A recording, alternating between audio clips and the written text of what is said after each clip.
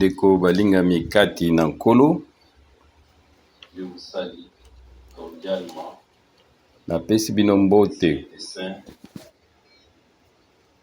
na kombo na bule oyo na Yesu Kristo oyo azali mosikoli na biso. Oyo nde ezali posa na ngai pe libondeli na ngai.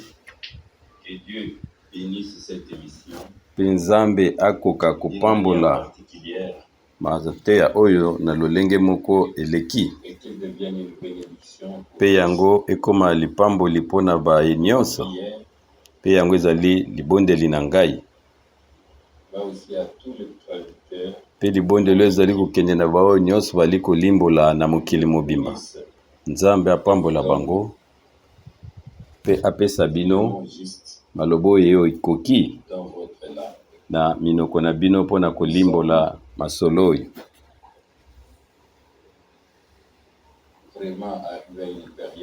Tokomi na mobuku moko oyo ebongi na biso totombola mitu na biso mpo nete toyebi ete lisiko na biso ekomi pembeni. Pe biso nyonso toyebi ete oyo Nzambe alakaki pe oyo ye azali kosala sasa ipe. Pe toyebi biso nyonso lisakoli euti kati na Biblia. Pe tozali komona kokokisama na yango na mokili mobimba. Kaka na ebandeli ya mbula oyo mabele eningandaki makasi kuna na mboka na Japon.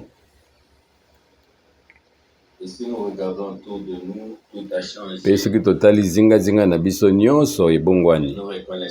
Pe tozali kososola ete boyei na Yesu Kristo ekomi vraiment pembeni. Yango ekomi vraiment pembeni. Tozali kokanisa lisusu ete na maloba oyo na Biblia oyo epesameli biso oyo vraiment epesami mpona na biso mpona ete tokoka koyeba yango. Pe biso tososoli lisusu ete oyo sango na suka yango eteyami liboso ete Yesu Kristo azonga. Pe yango ekeiti na suka molongo. Pe tozali kondima ete Frère Branham ye azalaki mosakoli oyo Nzambe atindi. Pe ye azalaki elaka mpona kozongisa makambo nyonso ndenge ezalaki. Pe ntango biso tozali kotanga na ebandeli kuna na mokanda ya bantoma ekomami ete bazalaki kowumela na mateya ya bantoma na boyokani kati na bandeko na mpe kobuka mapa pe na mabondeli. Bango bazalaki kowumela na ebandeli vraiment oyo ya solo. Pe nsima yango nini elekaki na batango ezali eleki.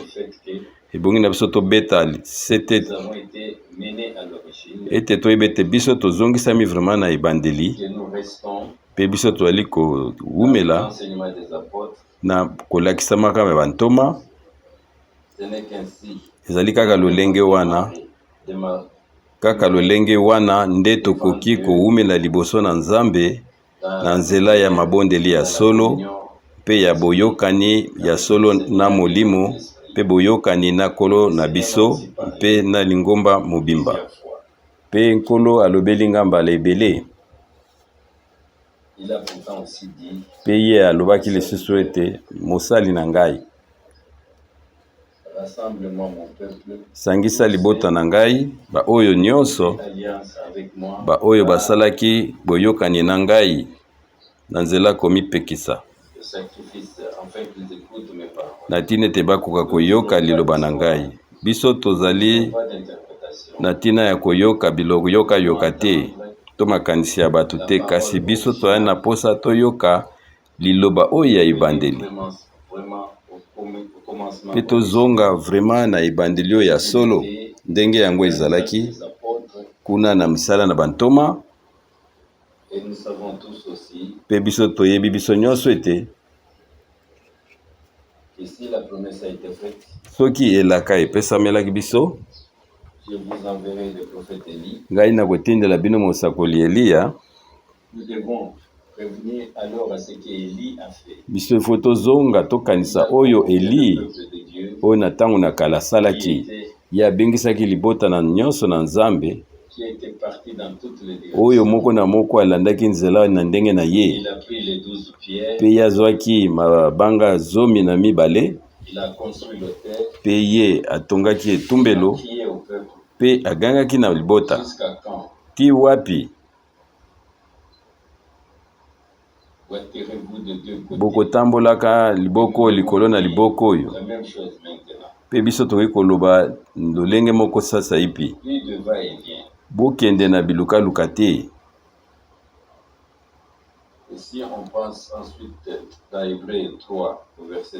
Pe soki tokanisi na mukanda ya Hebelo chapitre 3 na verset 7, yango ekomaki boye ete bayebaki banzela na ngai te, pe bango babungaki kati na mitema na bango. Wana libota na Nzambe, basi pe mibali, ebongi na biso toyeba banzela na Nkolo na lingomba na ye na ntango oyo, pe tolanda bilandalanda te banzela na biso. Ezali ntango moko oyo esengi tokibozala na bukebi mingi.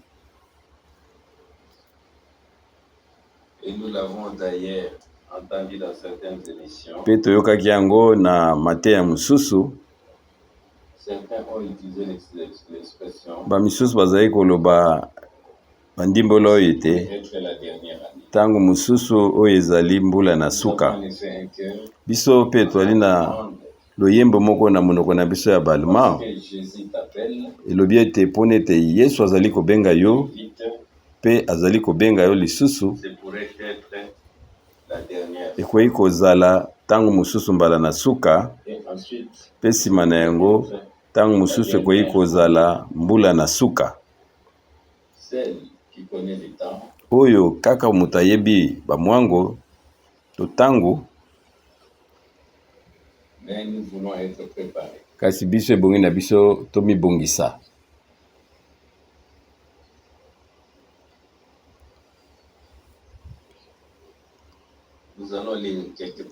Tokotanga mwami komi moko na kati na Biblia, pe liloba wana nyonso tokotanga esolola na moko na biso.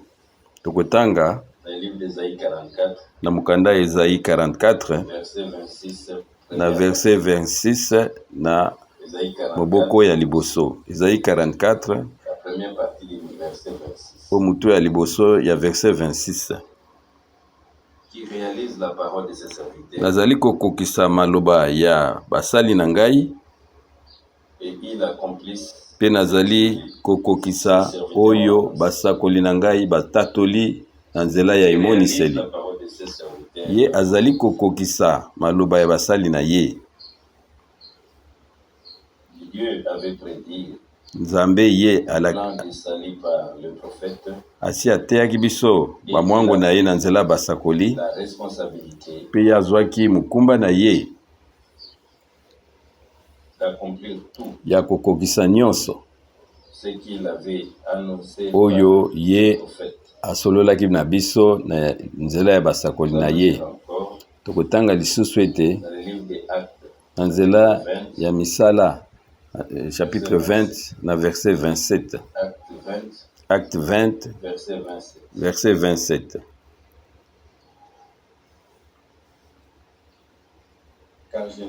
Po ete natatoleli bino oyo ezali nyonso toli na Nzambe, pe biso tozali koloba amen na ntina oyo. Ndeko na biso Branham ye mpe azangaki te na mokumbo nzambe apesaki J'ai eu ye. le courage, Ayaki azwaki makasi la tâche mpe et le mandat de proclamer la mokumba parole de Dieu. ya koteya sango malamu na nzambe. Ezali mpe lolonge moko biso lelo oyo. Nous avons Biso mpe un lokola message divin, tozali na sango oyo kowuta na nzambe la responsabilité mpe divine mokumba kowuta na de nzambe dire ya koteya par ordre du Seigneur kolandanaka na kotindama na nkolo que ce que Dieu a dit dans ete sa kaka parole. oyo nzambe alobi na nzela liloba na ye na ntina na yango ekomami ete Béni et saint, apambolama mpe azala bule qui entend les paroles de la prophétie de ces livres, oyo azali koyoka liloba ya lisakoli ya buku oyo mpe apambolama miso na bino mpona ezali komona béni nos oreilles, mpe matoi na bino parce qu'elles entendent. mpona yango ezali koyoka. Seul Kaka celui qui est de Dieu oyo azali ya entend nzambe la parole de Dieu. akoyoka liloba na nzambe. Les autres Bamisusu attendent ce que les autres akoyoka disent. biyoka-yoka. Si vous prenez cela au sérieux, En tout cas bandeko bozwa yango mana kati na mitema na et bino d'annoncer tous les conseils de Dieu. ete totatoli nyonso na nzambe mpe ndeko Branham asali mpe ndenge fait moko la même chose. mpe ngai mpe frère Frank nasali mosala wana lolenge moko. Au cours des 60 dernières années, soki otali bambula oyo nyonso eleki to 60 ans toteyi oyo na solo. 1, verset 9. Tokotanga suna mukanda ya Ephésiens chapitre 1 verset 9. Ephésiens 1 9. Il nous a en effet Wana ye fait connaître le mystère alakisi biso mabombani ya mokano na ye selon le livre des saints. kokokana na bolamu ya mwango na ye oyo ye moko abongisaki kati na ye mei na yango mpe tolobi amen.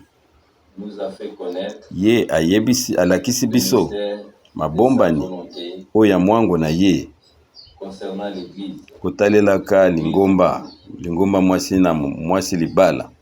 Et c'est pourquoi Na tina na yango nous le transmettons. biso mpe tozali koteya yango. Nous n'avons rien à apporter, Biso tozali na eloko ya sika ya komema te, seulement ce que le Seigneur nous a fait connaître. kaka oyo nzambe ye apesi biso. Et nous pouvons en témoigner de tout cœur. Mpe biso toyi kotatola yango na motema mobimba. Il nous a fait connaître Ye alakisi le biso mystère de sa volonté mabombani ne nyonso kouta na mwango na ye qui l'a fait annoncer avant le temps, afin que oyo nous ye connaître. alobaki liboso na basakoli mpe asengi te biso toyeba yango mpe toyambe na nzela Et yango nous pouvons le transmettre. mpe biso sasa ye mpe tokoki kolakisa yango baninga. Dans le livre de 1 Pierre, Tokotanga so na mukanda ya Petelo 1 Pierre chapitre 1er na verset 3 à 5. 1 Pierre chapitre 1er 1, verset 3 à 5. verset 3 à 5. Je lis le verset 3. Tokotanga na verset 3. Loué soit Apambolama Dieu et Père de Nzambe Seigneur pe tata Jésus-Christ, na nkolo na biso Yesu Kristo qui selon sa grande miséricorde wana kolandana na mawa na ye monene de nouveau ye aboti biso na nzela ya mibale suivante mpo na elikia ya bomoi dans la résurrection de Jésus-Christ. na nzela ya lisekwa ya Yesu Kristo kati na bakufi. À cela aussi nous disons Amen. Na yango mpe tolobi amen. La résurrection Lisekwa et la victoire, ezalaki elonga pour que la vie nouvelle puisse mpo nete bomoi ya sika engendre ekoka kobotama kati na biso. un corps mortel. Nzoto moko Seigneur a été ekufa déposé etiamaki kati na dans la kunda tombe à la résurrection, mpe na lisekwa ya Yesu un Kristo corps de résurrection. ye abimaki na nzoto moko ya lisekwa.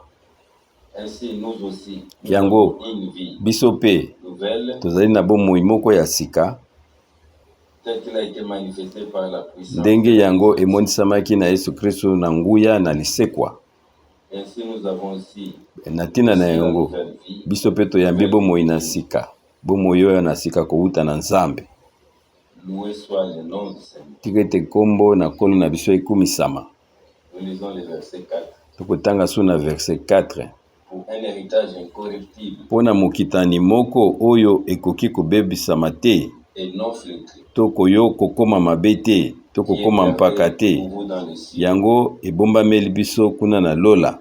Nous disons aussi Amen à ça. Tolobi mpe amen na ntina na yango. Nous sommes héritiers de Dieu. Biso toyali bakitani na Et Nzambe héritiers de Jésus-Christ. mpe bakitani elongo moko na Kristo, na Yesu Kristo. Tout est gardé pour nous dans le ciel. Mpe nyonso ebombameli biso kuna na lola mpe ntango tokomata Et surprise en surprise, tokozala kaka kokamwa kaka voyant tout komona oyo nyonso Nzambe ce abongiseli que biso, Dieu a préparé, oyo Nzambe abongisaki mpo na biso. restons fidèles Tokoka kozala bayengebeni jusqu'à la fin. ti na suka,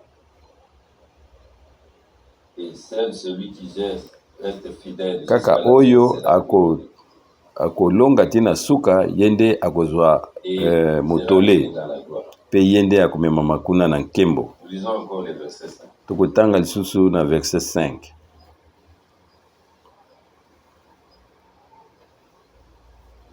Vous qui, par la Na puissance bino de Dieu, oyo gardez na nzela ya nguya na Nzambe bobombani na nzela ya kondima est prêt à être révélé dans les derniers. mpona lobiko atina ete bomonana na ntango na suka. Cette parole s'adresse directement à nous. Biso mpe tolobi amen mpona liloba oyo ezali kotalela biso oyo bato bazali kozela bozongi na Yesu Kristo. Et nous savons Mpe biso tososoli lisusu qu'il ete viendra ye akoya et que le temps est proche. mpe ntango ezali lisusu Il a te. dit lui-même, Ye moko alobaki ete quand toutes ces choses arriveront, ntango bokomona makambo oyo nyonso kokoma,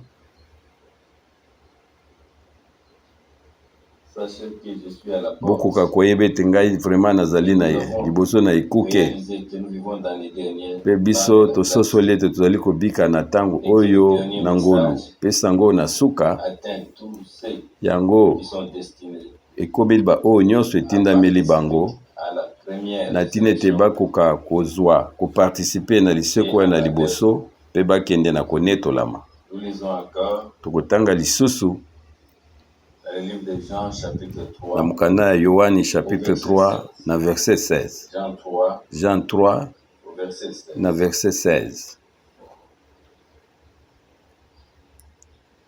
Car Dieu a tant aimé le monde Mpona ete Nzambe alingaki mokili na ye mingi qu'il a donné son Fils mpe apesaki mwana na ye moko na likinda lui seul, afin que quiconque croit en na lui ntina ete ne nani périsse point, akondimela ye akufa te mais qu'il ait la vie kasi éternelle. azwa bomoi na seko.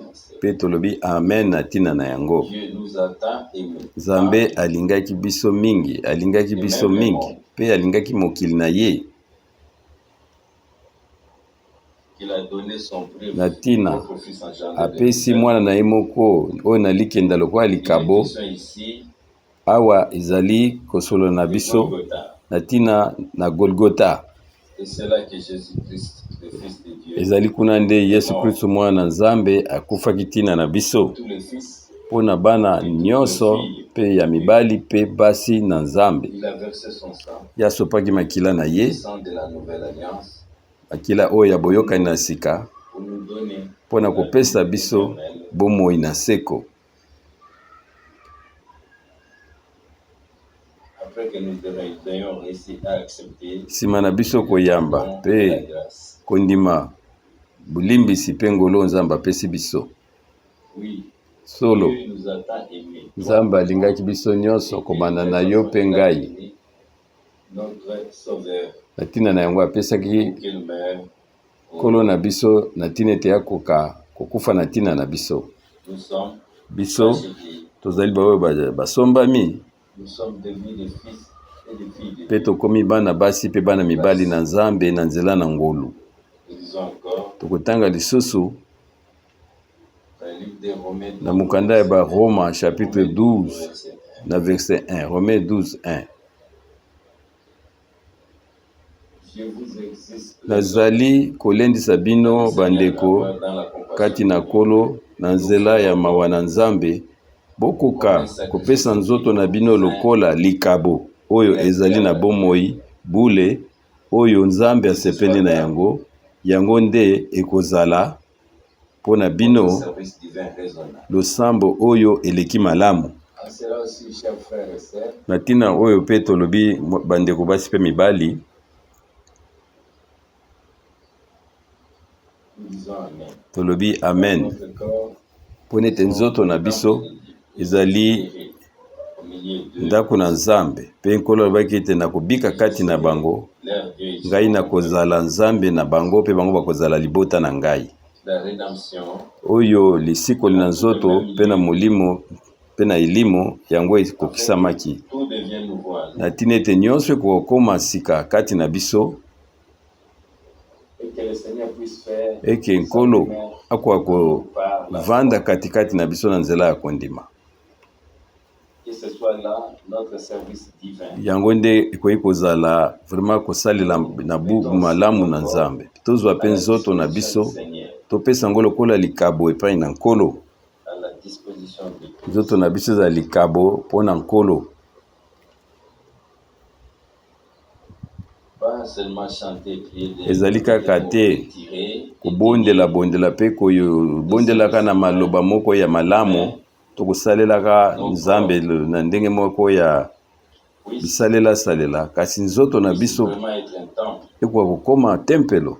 Et si nous nous réunissons, Pe soki biso tozali kosangana, que nous nous réunissions pe tozali kosangana en tant qu'enfants de Dieu, lokola bana na Nzambe, alors ça sera notre yango nde ekozala service divin raisonnable vraiment musala moko ya Nzambe oyo ye azali kosepela na devant yango. la face du Seigneur. Wana Que Dieu nous accorde à tous liboso na ye mpe Nzambe apesa biso nyonso de vivre na nzela na ngolu na ye tokoka kobika service divin musala oyo ya lolenge ezali kosepelisa Nzambe kobanda na sasa ipi. Romains 12, Tokotanga lisusu na mokanda ya Romains 12 na verset verset 2. au verset 2. Romains 12 au verset 2.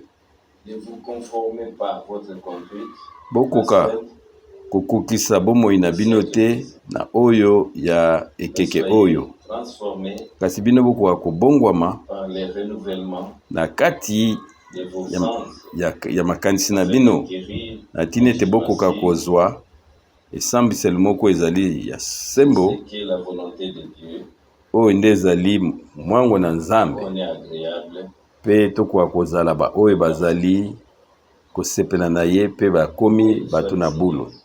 Tika ete kombo na nkolo na biso ekumisama. de ce que nous avons un jugement sur Na tina ete tozali na esambiselo moko ya solo na tina moto ya likambo oyo. que Dieu accorde nous à tous Tika ete Nzambe apesa biso nyonso tokoka koyeba mokano na Nzambe bon et agréable oyo ezali kosepelela na ye pe komema biso na bule de l'Église. na oyo etali lingomba.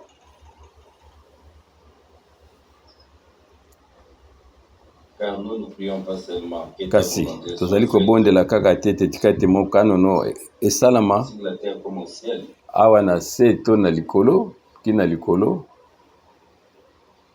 Mais comme notre Seigneur l'a prié à Gethsemane, Lokola nkolo na biso abondela kuna na Gestami alobi ete ezala te mokano na ngai nde ezali kosalema kasi ya yo prier, ke biso nyonso tokoka kobondela cela sincèrement de tout notre cœur. na mitema na biso mobimba. Seigneur bien-aimé, Nkolo Nzambe, que ma volonté, tika que non la ete tienne soit faite mokano na yo no ya ngai nde esalama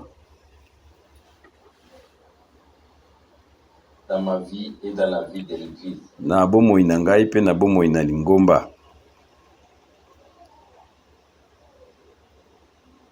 C'est le moment où nous devons laisser chaque parole de Dieu Ezali ntango biso tokoki kotika liloba na Nzambe ekoka kosolola na et biso avoir intérieurement pe tozwa kati na biso vraiment passion tokatama ngenge ete à faire tokomi vraiment pembeni tozali kosala oyo nyonso nkolo asengi biso. Ephésiens chapitre 4, Tokotanga liso na mokanda ya Ephésiens chapitre 4 verset 22 na verset 22 à 24. Ephésiens 4, Ephésiens 4 verset 22 à 24. Je lis le verset 22. Tokotanga verset 22. En effet, Kotalelaka bomoi na bino ya kala votre conduite antérieure, vous devez vous défaire du vieil homme. ya bomoto na kala oyo ezali komikosa na baposa ezangi ntina. Ça, c'est une autre parole très sérieuse. O mpe ezali liloba moko ezali na motu ya makasi. Du vieil homme. Ebongi na biso tokoka kobwakisa o moto na kala, Revêtir tokoka kolata un nouvel homme. moto na sika Selon la justice. oyo akelami kotalelaka boyengebeni na Nzambe, Dieu nous donne cela à tous. mpe Nzambe apesa biso yango na ngolu na ye, Tous les jeunes. surtout Ceux qui ont vieilli. bilenge mpe na baoyo bakoli. Je recommande à tous Mpe naza kosenga bino nyonso, que nous n'appartenons pas à ce monde. biso tozali bato na mokili oyo te, Nous sommes des autres. tozali baoyo bayambi mpe baoyo bazali koleka nzela, Mais notre patrie est là-bas dans le kasi ciel. mboka na biso ezali kuna na lola. Et les jeunes aussi ne pas aller dans des Mpe associations mondaines. bandeko na biso bazali nano bilenge bakende na bamangomba ya pambapamba te, kasi bamitia vraimen lokola likabo na nkolo. Destinés à ne plus vivre notre vie, Biso nyonso tosengami tobika liso bomoi ya mokili oyo te, mais à être kasi là où il y a la parole du Seigneur. Et avoir sa tokokozala visibilité. epai liloba na Nzambe ezali mpe tokoka kosalela ye. Nous lisons les versets 23 et 24. Tokotanga lisusu verset 23 ya Ephésiens 4 verset 23 à 24. Tobongwana na molimo na biso na mayele na biso, Et de revêtir mpe kolata un nouveau créateur moto na sika wana akelami na nzela ya boyengemeni kouta na Nzambe. Ça, ce sont des paroles aussi sérieuses. O mpe ezali maloba oyo esengi biso tozala na bukebi mingi. Omoni ete nkolo alobake ebongi na bino oyo eza lokola mobeko, bobongi bokoka kobotama mbala mibale. L'homme nouveau, Bino esengameli bino bolata moto na sika, c'est un devoir divin. yango ezali mobeko kouta na Nzambe, Impératif divin. oyo ezali mobeko likonzi. Et c'est pourquoi nous remercions le Na Seigneur. ntina na yango tozali kopesa Nzambe nkolo merci Et que l'apôtre Paul a dit porter d'une manière. mpo nete Toma Polo ye ateyaki yango na lolenge moko ya bokei mpo na makambo oyo ezali vraiment na motuya mpo na biso, Il inclut dans la prédication. mpe yango ye akotisaki yango na mateya na ye. Vous devez vous débarrasser du vieil homme. Ya alobi na biso wana ezali mobeko, bolongola moto na kala, tolata moto na sika oyo botami kokokana na mwango na Nzambe, Seigneur, mpe toza kopesa nkolo matondi pour nous y avoir aidé. mpo nete ye nde asali biso ngolu. Nous devons nous débarrasser du vieil. Ebongi na biso kobwakisa oyo ya kala. Que le Seigneur soit remercié de ce que cela se passe. Mpe nkolo azwa lokumu na ndenge yango ezali koleka na kati na biso. Verset Soki totangi na mokanda ya Galate chapitre 5 na verset 19 à 21. Galate 5, 19 à 21. Or, les offres de la chair sont manifestées. Nde misala na nzoto emonisami na lolenge La oyo: fornication, boniama, l'immoralité, bosoto, l'idolâtrie, kosambela sorcellerie, bikeko, kindoki, kokabola bato, querelles, les jalousies, koswana, les disputes, likonia, l'égoïsme vulgaire, les discordes, ko prise des partis, kos- l'envie, motema mabe, kowelana, wana kolangwa, les excès de table. kolia tina mongongo, pe biloko ya lolenge wana. Je vous ai déjà dit, je vous le répète Pe maintenant. nazali koyebisa bino nazozongela yango lisusu, Ces choses n'héritent baoyo pas bazali d'un kobika royaume. makambo oyo bango bako Si kota na c'est bokonzi une na parole Nzambe te. très sérieuse. Pe oyo ezali liloba oyo ebongi na biso toa na bokebi mingi. Il Ici sont énumérées 15 choses awa etangami so qui appartiennent makambo oyo 15 oyo moto na kala azali kobika qui ne doivent pas oyo être ekoki trouvées tosenge ezala kati na biso te non na bomoi na biso ezala te. et nous regardons vraiment dans le miroir de la parole. Mpe soki totali na talatala na liloba Et si nous trouvons quelque chose mpe soki tozali komona eloko moko sur le registre oyo na qui nous a été dit, oyo nyonso batangeli biso dans la foi, kati na kondima avec un cœur brisé, wana na motema moko ebukani tolela liboso na Nzambe et Dieu, mpe tokoka koloba na ye c'est demander au Seigneur kosenge ngolo na ye asalisa biso makambo ebima kati na bomoi na biso de dépouiller le vieil homme avec toutes ses ete oyo nyonso ya moto na kala elongwa devenir nouveau par grâce. na mikumba na ye mpe nyonso ya malamu eya kati na biso na ngolu na Nzambe. Biso nyonso tobwaka miso na biso na talatala na Nzambe Ce qu'il est possible eke tobondela nkolo tout devient nouveau ete nyonso ekoka kokoma makambo na sika na bomoi na biso dans nos pensées, dans notre vie. ete na makanisa biso na bomoi na biso na nzoto na biso. Na Galates chapitre 5 na verset 22 à 23, Verset 22. Galates 5 22 à 23,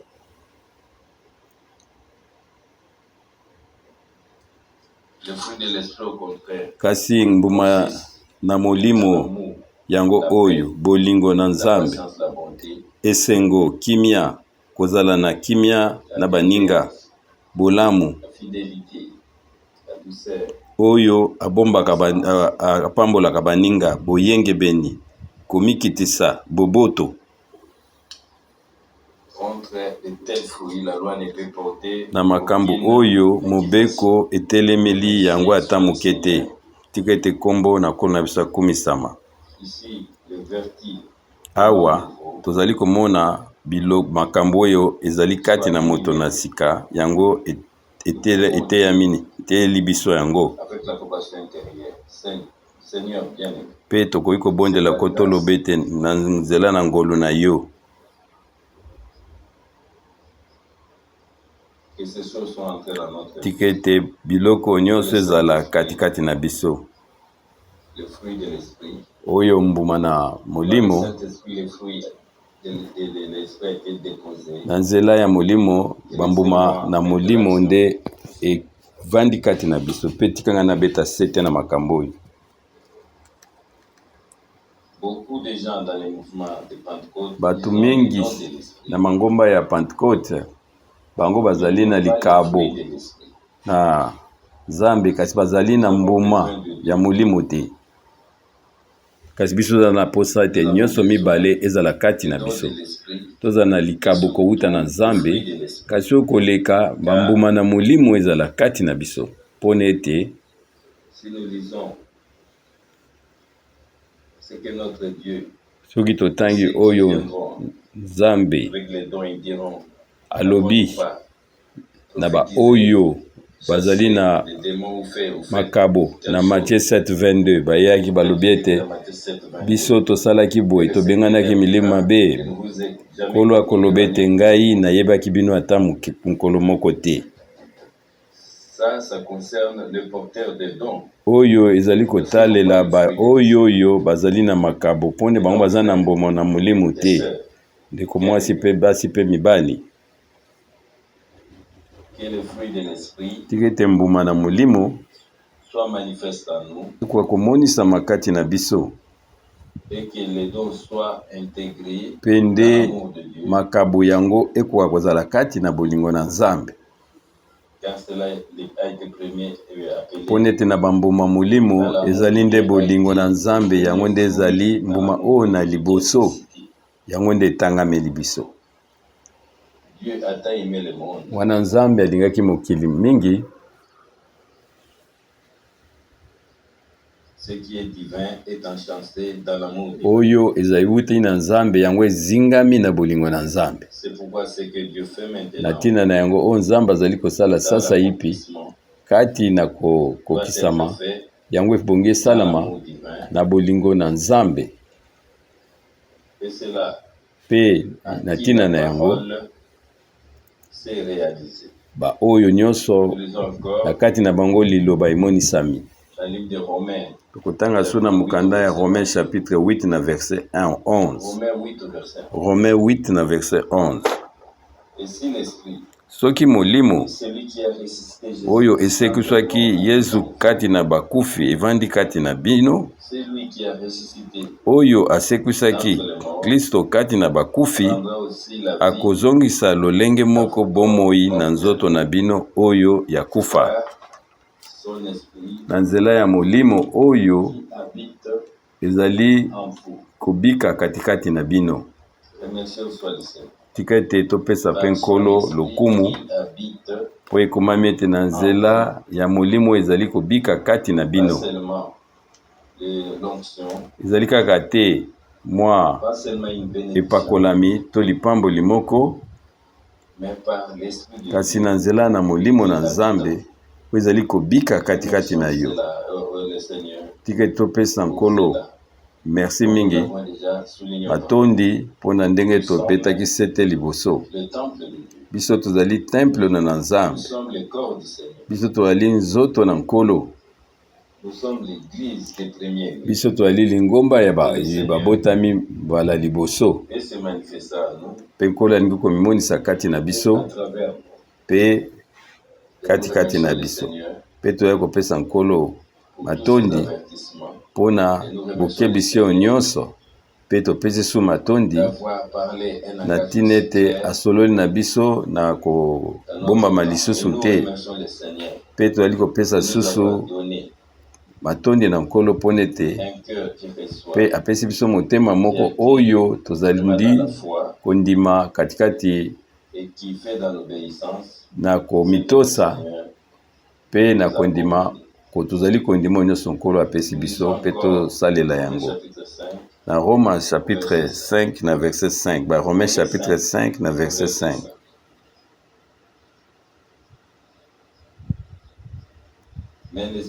Nzokande elikia ezali komikosa te pona ete bolingo na nzambe etiami kati na mitema na biso na nzela ya molimo mosantu oyo epesameli biso.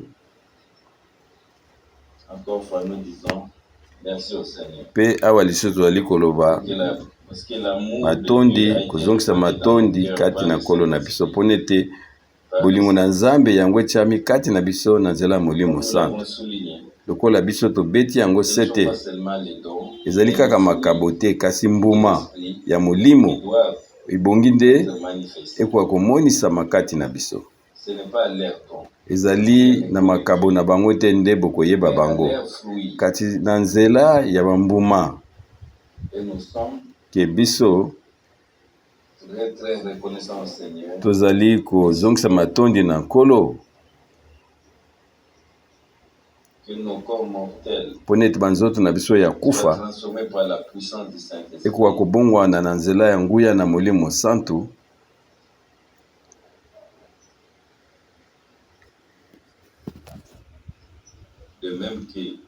lolenge moko ye apesi biso motema moko ya sika pe bomoi ya sika, nkolo akopesa biso lisusu motema ya sika na nzela na nguya ya molimo santu pe yango ekokokisama. Ndeko basi pe mibale tikete fusion moko ya Saint-Esprit na nguya nyonso ekoka komonisama pe mitema na biso etondisama. Pe ngai nazali kosenga yango na kombo na nkolo na biso Yesu Kristo pe pona ete nzambe akokisa yango kati na biso na tina ete bokeseni ekoka komonisama na baoyo bazwi ngolu kowuta na nzambe na baoyo qui ne font que parler. Ba oyo bazali kaka koloba kaka na tina etali La ngolo. différence Vraiment soit révélée okeseni kwa komonisama na misu na qui bato croient entre ba oyo bazali vraiment kondima ya solo pe bazali kosalela Nzambe et ceux qui se contentent de dire kaka na ba pe na ba oyo bazo koloba qu'il est bien ete évident biso kaka tozali kondima que les promesses divines tikete vraiment bilaka na Nzambe nyonso réalisent en nous ekoka kokokisama kati na biso pe tokoka kobika l'accomplissement, vraiment kokokisama ya bilaka oyo comme cela a été déjà souligné, ndenge yango ebetamaki sete kuna na que le likolo Seigneur accomplira à travers nous. ete nkolo akokokisa makambo kati na biso makambo nyonso ya alaki biso. Je suis seulement submergé Ngai ma natondisami na elikya et je sais que le Seigneur pe achèvera son nayebi œuvre. ete nkolo akosukisa mosala na ye. Nous lisons encore dans 1 Corinthiens 15, Tokotanga so na mokanda ya Corinthiens chapitre 15 na verset 51 à 52. 1 Corinthiens 15, 1 Corinthiens chapitre 15, 51 à 52. et voici, Pe botala. et je vous dis un mystère, Ngai nazali kolakisa bino libomba nous mimoko. n'endormirons pas tous, Biso banso tokokufa te, nous serons tous kasi biso nyonso tokobongwana. en un instant, Na tango moko en kwasa. un clin d'œil, Pe wana lolenge liso ezali kobeta au dernier son de la na trompette, koyokaka kelelo ya la suka trompette sonnera, wana kelelo ezali koyula et le mort en Christ seront nde ressuscités dans les bakufi corps, kati na Kristo bakosekwa na nzoto oyo ezangi kopola et nous, pe biso oyo nos corps seront changés. tozali na bomoi tokobongwana. Loué soit exalté notre Seigneur. Tika ete nkombo na nkolo na biso ekumisama. Nous l'avons dit au début, Tolobaki yango na ebandeli le temps touche à sa fin. tango ezali lisusu te. Je veux dire le temps de la grâce. Nalingi koloba ete tango na La ngolu venue du Seigneur pe boyei na Yesu Kristo vraiment ekomi vraiment à la porte. ekomi ma na ekuke ya ndako. Ce pourrait être la dernière fois. Ekoki kozala oyo ezali tango na suka Nzambe asolola vraiment na lolenge vraiment ya bopete. Ce pourrait être la dernière Ekoki kozala mbula na suka.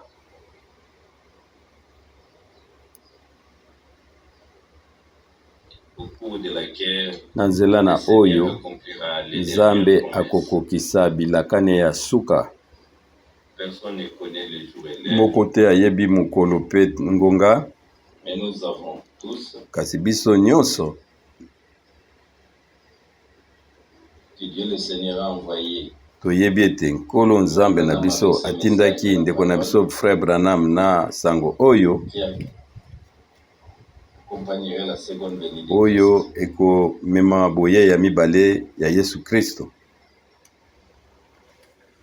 Nous l'avons souligné dans notre dernière Biso tobetaki sete selon Matthieu 24, na mateya na biso tosololaki Apocalypse 14, totangaki na Matthieu chapitre 24 verset 14 Apocalypse 14 6 ete sango malamu oyo prêcher ya lobiko ezangi suka etiami na mokili mobimba témoignage na ntina ete ezali litatoli et alors viendra la fin. pe suka ekokoma. C'est ce qu'a promis notre Seigneur. Wana nde nkolo alakelaki biso. Il n'y aura plus de messagers. Ekozala susu na Message, motindami mosusu te to sango mosusu te c'est le dernier oyo message, ezali sango na suka la dernière invitation. oyo nkolo azali kobenga baoyo na ye. Venez à moi, vous Nkolo alobi ete boya epai na ngai bino oyo bozali na kolemba pe bomemi mikumba et je makasi vous donnerai du repos. mpe ngai nakopesa bino kimia mpona milimo na bino. Nzambe azali kobenga oyo na La suka repentance. akoka kubongwana. Le Seigneur Azongela Nzambe na suka ya malamu appelle les derniers, azali ceux qui kobenga oyo na appartiennent suka les dix épouses. ba oyo ye ayebaki bango mpe bazali na lingomba ya mwasi libala babima. Et si le nombre est complet, Mpe soki biso nyonso tu tokokisami que nous venons de lire s'accomplira. liloba oyo biso towuti koyoka yango ekokokisama. Le Seigneur viendra Nkolo akozonga pour nous ramener à la maison. Pe ye akomema biso na ndaku. Et les premiers en Christ, les morts en Christ resteront premiers dans Ba okufi na Kristo bango bakosekwa bato na liboso. Pe biso oyo tozali na bomoi tokobongwana. Kotalaka ndenge ekomami na 1 Thessaloniciens 4, biso nyonso tokonetolama pe tomemami kuna na lola na kokutana na nkolo na biso. Lelo oyo ezali maloba na Nzambe oyo tozali kotanga. Kasi lobi yango ekozala makambo oyo ekokisami, oyo etangamaki na mibu eleki pratiquement 2000 ans. Makambo nyonso eteyamaki, passage biblique nyonso etangamaki. Kasi sasa ipi yango ezali kokota kati na histoire. Tozali kobika tango oyo makomi bilaka ezali kokokisama. Pe tokopesa nkolo Nzambe merci poneta pesi biso ngolu toka koyeba bilembo na tango na suka, pe tokoka koyoka sango na suka, pe tososola pe biso tozongisama na ndenge bantoma bazalaki koteya, pe tosala ndenge bango basalaki. Biso tondimi lokola bango bandimi, biso tobatize lokola bango babatizaki, pe biso tozali kolia elambo ndenge bango baliaki, pe biso tozali kobondela ndenge bango babondelaki. Biso tozongisami vraiment na kolakisama ya bantoma. Kasi oyo atelemeli yango ye akozala na biso elongo te. Kasi nkolo alingaki ete azongisa nyonso ndenge ezalaki na ebandeli. Nyoko wana kotalaka na mosala oyo ya suka ye apesaki biso. Biso tolakisi bino makomi nyonso na Matthieu 17, 10 à 11, Malachi, na misala ya bantoma acte 3. Nous avons proclamé tous les passages bibliques. Biso toli na Nzambe nyonso. Pe ba oyo nyonso bazali ya Nzambe bango bakozwa boyokani na oyo ezali kosala masasa ipi. Toloba lisusu ete ce que nous avons lu dans les 2 premiers passages bibliques, oyo totangaki na moboko kuna na liboso na ebandeli, Nzambe alakisi mwango na ye na nzela na basakoli na ye, pe mungongo nyonso ya basantu esuki na tango na biso. Pe ezali na nzela ya ngolu tokoki kondima pe kobika nyonso oyo. Tika ete mbula oyo ebandi ezala mbula moko na lobiko, mbula oyo epambolami, oyo epambolaki na mozindo makasi na nzela na Nzambe kati na moko na biso. Tika ete mapamboli na Nzambe na nguya nyonso ekwa kovanda na ba oyo nyonso bazali kolimbola, pe bandeko nyonso bazali koteya liloba oyo na Nzambe, pe bango bazali koteya liloba oyo emonisami. Na ba oyo nyonso na nzela ya minoko nyonso na bamboka nyonso bazali kondima yango, pe bazali kobika oyo ezali kobongama na bango. Bokoka kondima na bozongi na Nzambe akomona mwasi moko libala oyo azangi matoni, oyo azangi lisumu.